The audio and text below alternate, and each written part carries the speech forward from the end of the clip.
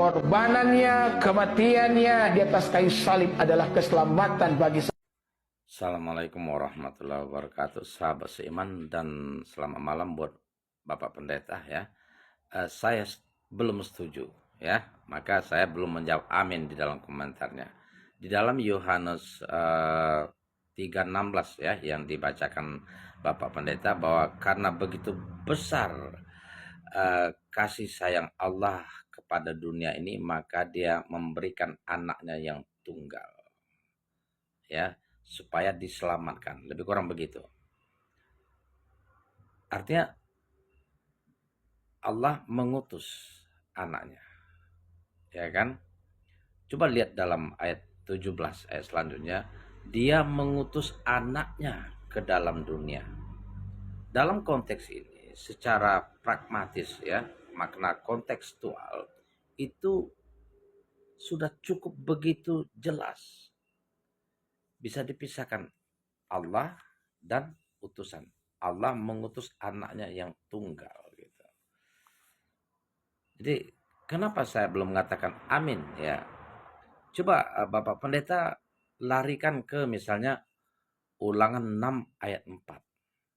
Tuhan itu Allah kita, Tuhan itu Esa. Markus 12 ayat 29.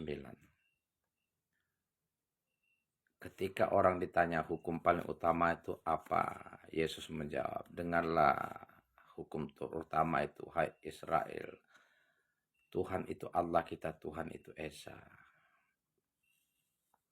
Yohanes saya baca Yohanes 4, Yohanes 7 ayat 14 sampai 16. Coba baca. Yohanes 7 ayat 14 sampai 16 dibaca. Yohanes 17 ayat 3 dibaca. Itu merujuk bahwa maknanya itu jelas sekali bahwa Yesus itu sebagai utusan. Nah, kemana larinya sehingga Bapak Pendeta mengatakan tidak ada keselamatan kecuali beriman kepada Yesus sebagai Tuhan ya, anak Allah ya. Ini bertentangan dengan apa yang didoktrinkan, yang didogmakan ya. Maka ini semua ya mengatakan anaknya yang tunggal, Allah punya anak. Al-Quran diturunkan itu meluruskan semua manusia yang menyimpang di jalannya, termasuk ini. Ini bukan saya mengatakan ya, karena firman Allah Subhanahu wa taala.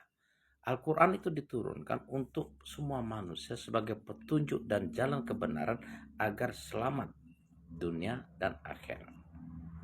Sebagai contoh misalnya di dalam surat Al-Kahfi ayat 4, wa yunzirul lazina qalu tahuzalahu walada malahum bihi min ilmi wala li abaihim kaborot kalimatan tahruju min afwahihim iyakulunal na illa kaziba. Berilah peringatan, kata Allah, hai Muhammad, kepada orang-orang yang mengatakan bahwa Allah itu mengambil anak, bahwa Allah itu punya anak, bahwa Allah itu punya putra. Jadi itulah delik permasalahan kenapa selalu ada perdebatan ya antar agama, selalu ada sebenarnya bukan benci, umat Islam ini nggak benci. Kenapa saudara kita sesama manusia sebangsa apalagi kan nggak ada istilah benci, tetapi meluruskan kalau mau menerima gitu kan. Nah ya, kalau mau menerima, malahum bihi min ilmi walali abaihim, kata Allah, mereka itu tidak tahu kalau belum membaca. Kalau sudah tahu tetapi mereka tidak mau mengimani, mungkin ya, mungkin ya, bahkan nenek moyang mereka tidak mengerti, kata Allah. Sungguh buruk apa yang mereka katakan. Semua itu ada kebohongan belaka. Coba baca Al-Kahfi ayat 4 dan 5. Cukup jelas sekali.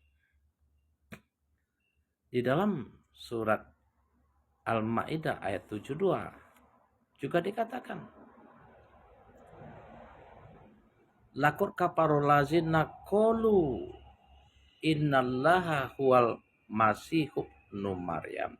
Sungguh kafirlah, kata Allah, orang-orang yang mengatakan bahwa sesungguhnya Allah itu adalah Al-Masih, putra Maryam. Nah, seperti yang Bapak Pendeta mengatakan, Yesus itulah yang menyelamatkan. Tidak beriman kepada Yesus tidak ada keselamatan. Ya kan? Wa qolal masihu ya bani Israil la'budullaha rabbi wa rabbukum. Sementara Al-Masih sendiri berkata, wahai bani Israel, sembahlah Allah, Tuhanku dan Tuhanmu. Sangat jelas sekali. Ini Al-Quran untuk meluruskan apa yang terjadi kepada manusia sebelum Nabi Muhammad SAW diutus. Dijelaskan di dalam ayat ini, innahu mayusrik billahi faqad harumal alaihil jannah. Barang siapa menyekutukan Allah, maksudnya apa? Maksud barang siapa menyembah selain Allah, tidak mentauhidkan Allah, tidak beriman kepada Al-Quran, tidak beriman kepada Nabi Muhammad SAW, haram surga baginya. Bukan main, ini ancaman. Mari kita pikirkan bersama. Ya, kalau memang Injil Anda misal mengatakan Yesus itu Tuhan, ya, tapi banyak sekali ayat-ayat yang mengatakan Tuhan itu Allah kita, Tuhan itu Esa. Inilah hukum yang kekal itu, bahwa mereka mengenal Engkau satu-satunya Allah yang benar. Mereka mengenal Aku, Yesus Kristus yang Engkau utus. Ini apa makna kalimat ini? Jadi kita ulangi lagi, diharamkan bagi mereka yang menyekutukan Allah dengan sesembahan lain. Surga itu diharamkan. Di mana tempatnya? Wa ma'wahun nar. Ya, saya hanya menyampaikan peringatan Allah kepada kita yang menyekutukan Allah Subhanahu wa taala. Untuk itu, ketika Nabi Muhammad SAW masih hidup, beliau melihat banyak sekali orang-orang menyembah berhala, mengaku bahwa karena cinta Allah mereka mengadakan sesembahan-sembahan itu, bukan berarti mereka menyembah patung atau dan lain. Maka kata Allah, Kola, katakan hai Muhammad, wa in kola in kuntum tuhibbunallaha fattabi'uni. Kalau memang mereka mencintai Allah, ikutlah aku. Ikutilah syariat yang aku ajarkan. Sembahlah Allah. Wa yaghfir lakum dzunubakum wallahu ghafurur rahim. Jika kalian mengikuti ajaranku, mentauhidkan Allah, niscaya Allah akan menyayangi, mengampuni dan memaafkan, karena sesungguhnya Allah Maha Pengampun dan Maha Pemaaf. Untuk itu Nabi Muhammad SAW bersabda, demi jiwa, demi zat yang Muhammad ada di tangannya, bahwa setiap orang dari umat ini, baik Yahudi dan Nasrani, mengenal aku, kemudian mereka meninggal tetapi tidak beriman kepada agama yang aku utus, maka tidak ada tempat kecuali mereka pasti masuk neraka. Ini sabda Rasulullah SAW, Sahih Muslim 218 dari Abu Hurairah. Cukup bisa dipercaya, ya, bisa dibuktikan, bisa dicari. Itu sebagai peringatan bagi kita semua. Mari kembalilah kepada Islam. Kepastian beriman kepada Allah, mengerjakan amal soleh, Allah jamin masuk surga. Walazina amanu wa amilu solehati sanudkhilhum jannah. Gitu. Jelas sekali.